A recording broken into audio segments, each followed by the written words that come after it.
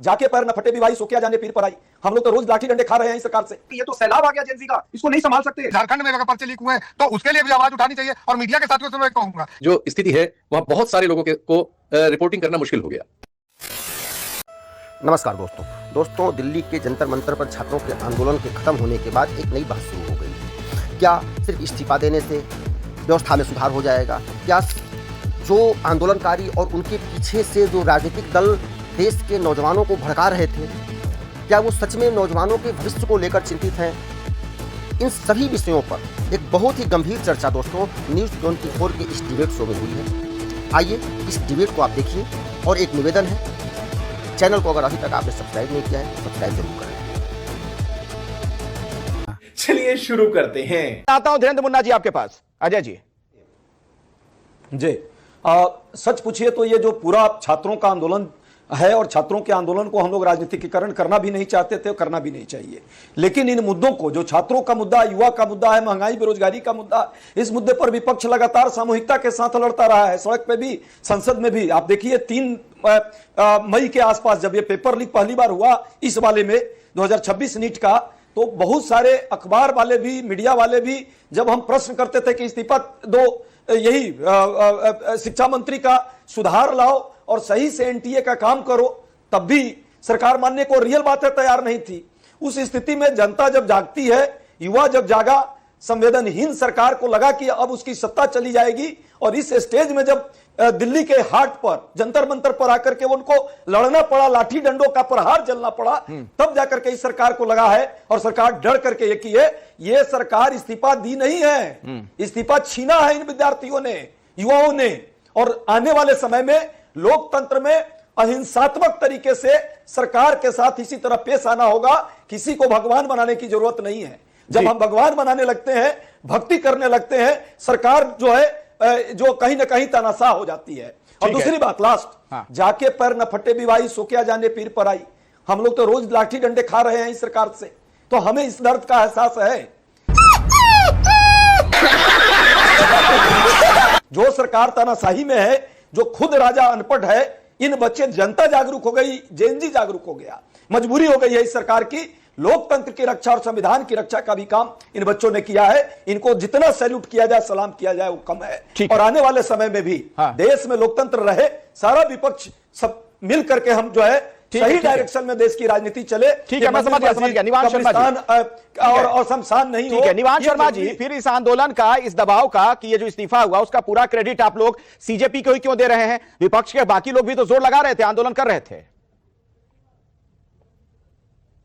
Sir, credit की कोई बात है ही नहीं। आप इसका बड़ा इंपैक्ट नहीं समझ रहे। इसका देश भर में क्या इंपैक्ट है। हमारी तो राजनीति शिक्षा पे आधारित है। हमारी राजनीति शिक्षा से शुरू हुई है। नहीं, हमारी है, ठीक है, अच्छी बात है। कांग्रेस वाले भी यही कह रहे हैं कि युवाओं के लिए राहुल गांधी ये मुद्दा उठाते रहे, बोलते रहे, अपनी बात रखते रहे, तो कहीं ना कहीं जो उनके लोगों ने या कांग्रेस के कार्यकर्ताओं ने जगह जगह किया, उसका भी तो असर है ना। ये इस बात को क्यों नहीं मानते हैं फिर आप? सर, हम तो वो पार्टी है जिसको दिल्ली की शिक्षा सुधारने का मौका मिला तो हम दिल्ली को नंबर 1 पे ले आए नीति आयोग की रिपोर्ट में। अब हमें पंजाब की शिक्षा सुधारने का मौका मिला तो आज पंजाब नीति आयोग की रिपोर्ट में नंबर 1 है शिक्षा में।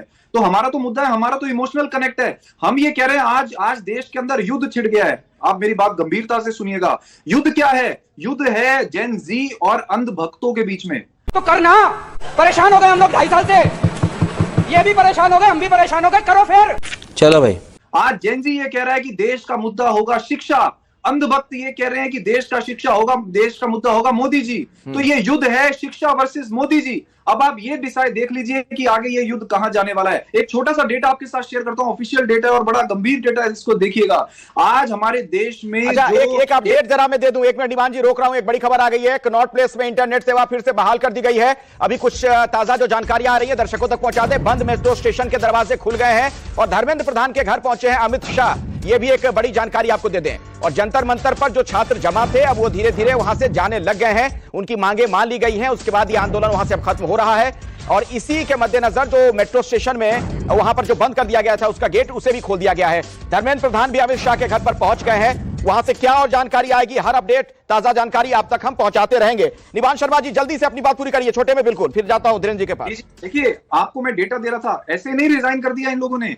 मैं आज एक हैशटैग है जिसमें है कि धर्मेंद्र प्रधान मस्ट रिजाइन, उसको 500 मिलियन लोगों ने बार शेयर किया गया, 500 मिलियन मतलब 50 करोड़ लोगों ने उसको शेयर किया है। एक हैशटैग है नरेंद्र मोदी मस्ट रिजाइन, उसको 100 मिलियन लोगों ने शेयर किया है। एक हैशटैग है मोदी नहीं शिक्षा चाहिए, उसको 100 मिलियन लोगों ने शेयर किया है। जब ये देख रहे हैं कि देश का रुख बदल रहा है, इसलिए इन्हें झुकना पड़ा है। आपको क्या लगता है ये लोग ऐसे ही झुक गए? इनकी जो social media IT cell army है, उसने देखा कि ये तो सैलाब आ गया जेनजी का, इसको नहीं संभाल सकते, अभी इस्तीफा ले लो, नहीं तो ये सैलाब जिस सरकार को ले जाएगा साथ में, इसलिए इन्होंने इस्तीफा लिया। अच्छा, हमको सिखा रिया है। धीरेन्द्र मुन्ना जी, इसका जवाब देना चाहेंगे आप कि सैलाब आ गया था, सरकार को लगा कि सैलाब को नहीं संभाल पाएंगे, इसलिए इस्तीफा हुआ है ये?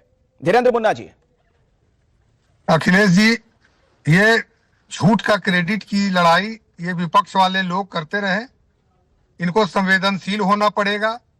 और मैं तो इतना कहूंगा कि जब ये चर्चा रिफॉर्मेशन की बात करते हैं, शिक्षा व्यवस्था में सुधार की बात करते हैं, तो चर्चा केरल में भी होनी चाहिए। केरला में भी वाटर कैनन चल रहा है, पंजाब में छात्रों की, दलित छात्रों की छात्रवृत्ति बंद है 1 साल से। आप छात्रों के पर्चे लीक को तो सुधार रहे हैं, लेकिन पढ़ने के अवसर, उनके खर्चा को बंद करके पर्चा को सील करेंगे कैसे?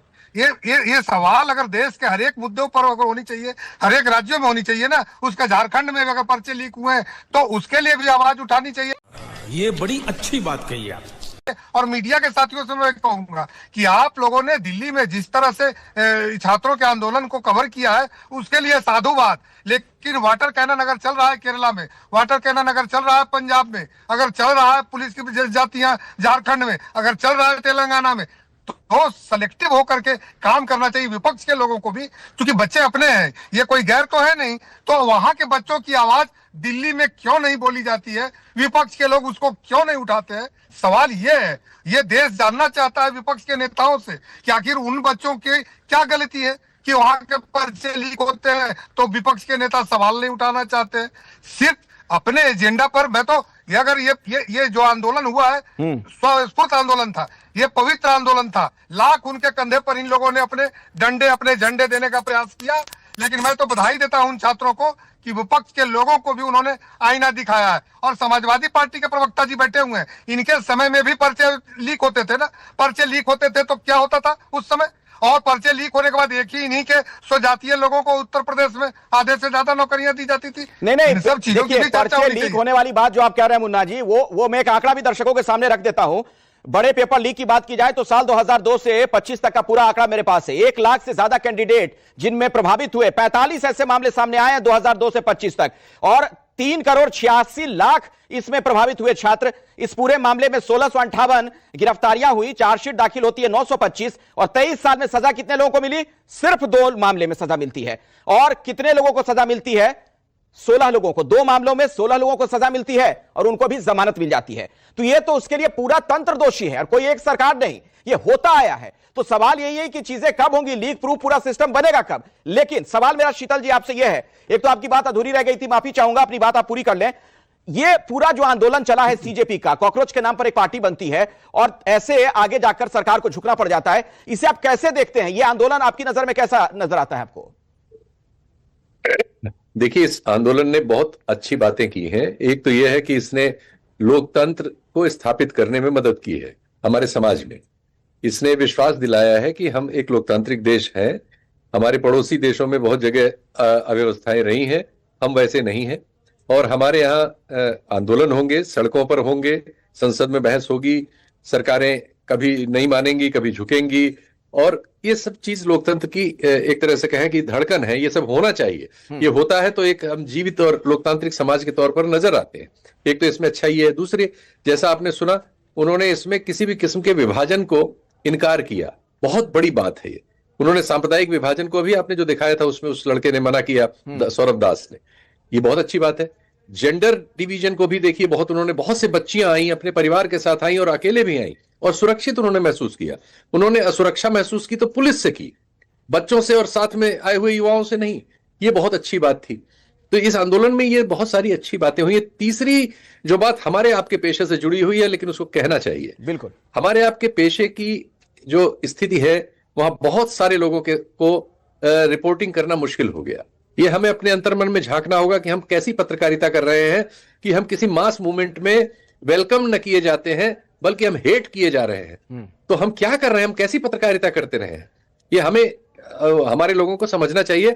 आपके चैनल को साधुवाद कि आपके रिपोर्टर्स तो वहां थे, सम्मान के उपात्र हैं, वो हर जगह जाते हैं जहां भी फील्ड रिपोर्टिंग का मौका होता है। लेकिन बाकी लोगों के लिए जो समस्या हुई है उन्हें अपने अंतर्मन और अपने न्यूज नहीं, आपका ये कहना बिल्कुल सही है सर, और समय नहीं है, मैं माफी चाहूंगा।